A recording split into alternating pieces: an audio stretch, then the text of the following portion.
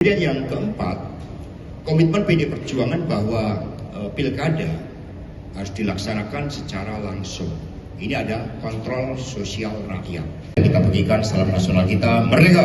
Merdeka! Yang saya didampingi oleh Pak Jarod Saiful Hidayat dan juga Bapak Andreas Parera beserta dengan Ibu Yuke Yunike. Kalau Ibu Yuke ini sebagai wakil bendahara.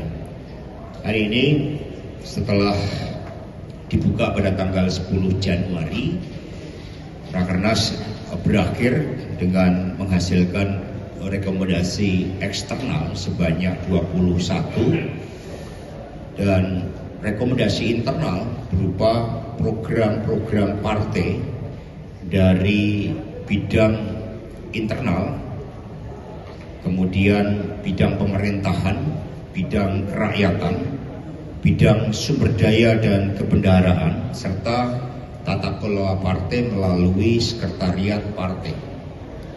Dan tadi sudah ditutup oleh Ibu Ketua Umum. Di dalam pidato penutup, beliau menegaskan bahwa Rakernas ini bukan sekedar rutinitas organisasi, tapi menjadi momentum yang sangat penting untuk meneguhkan kesetiaan pada Pancasila, pada seluruh pemikiran Bung Karno, dan juga sekaligus tempat bercermin untuk menguji dan melakukan evaluasi terhadap seluruh wajah partai dalam bentuk struktur pemerintahan dan wajah ketika berada di tengah rakyat.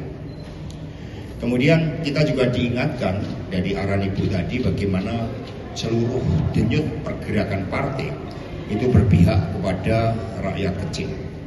Hari ini juga kelihatan betul watak kader partai yang merakyat, meskipun untuk menuju lokasi di sini dikepung genangan air, banyak tadi yang berjibaku, banyak yang sampai turun, kemudian dari bis berjalan, meskipun sampai ada yang menyingsingkan baju dan celananya.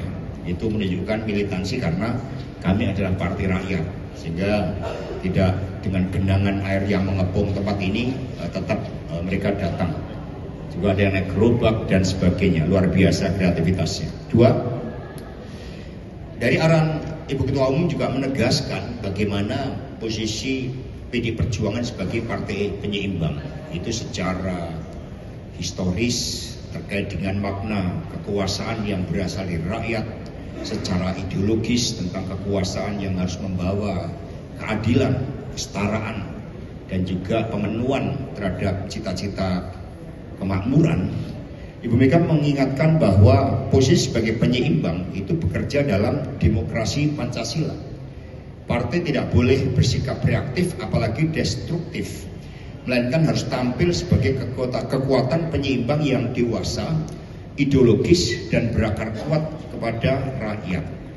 Karena itulah Ibu Mega menegaskan partai di dalam berjuang tidak dijalankan dengan kemarahan, bukan dengan serangan personal, dan bukan dengan konfrontasi kosong, tetapi partai dipimpin oleh ide, gagasan, imajinasi, cita-cita yang digali dari seluruh harapan rakyat dengan turun ke bawah dan disuarakan apa adanya sesuai dengan harapan rakyat tersebut.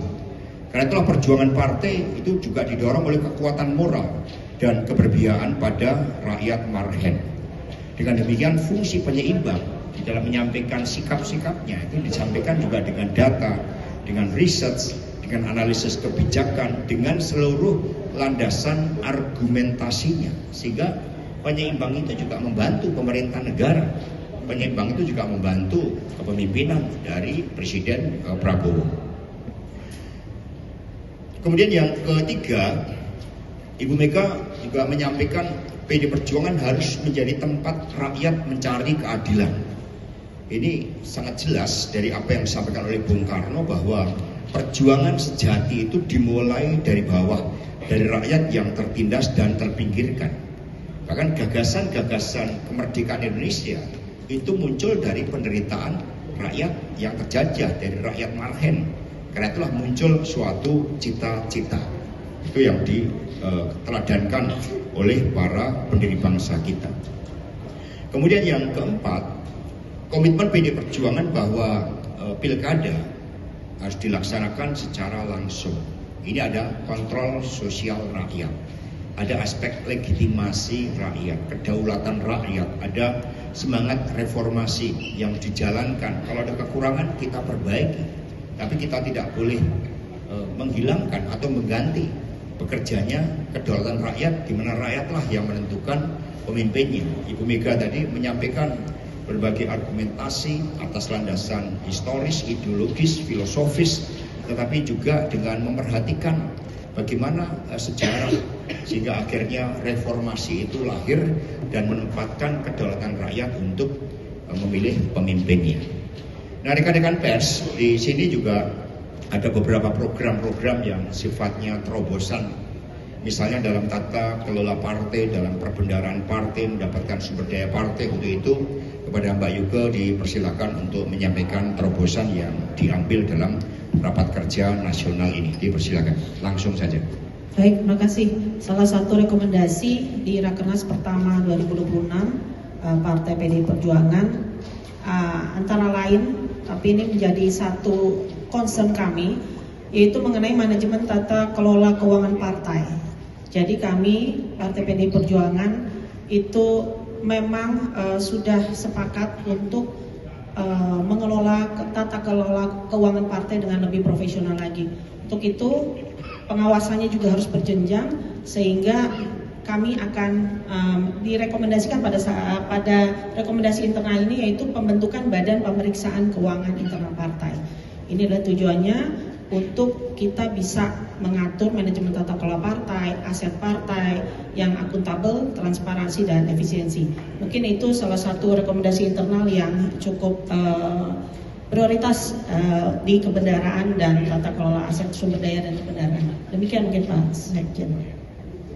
Baik, selanjutnya kepada Pak Andreas terkait juga dengan yang ditunggu-tunggu publik, kalangan civil society, mahasiswa, dan seluruh masyarakat Indonesia terkait dengan pilkada. Dipersilakan.